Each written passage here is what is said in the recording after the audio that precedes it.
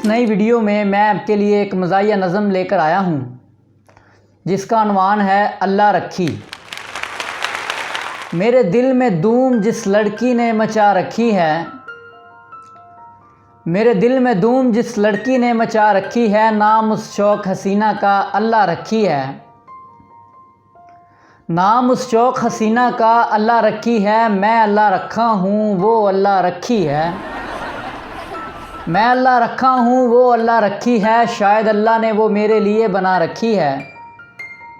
शायद अल्लाह ने वो मेरे लिए ही बना रखी है। कहते हैं रखी हुई चीज़ काम आ ही जाती है, इसीलिए मैंने रखी से लगा रखी है।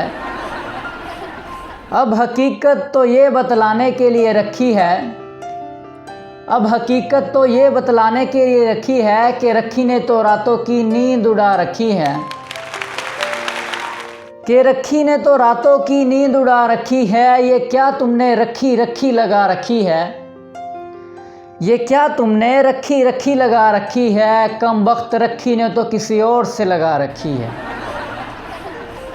साडा चैनल सबसक्राइब करो ते टली बजाना ना भूलना।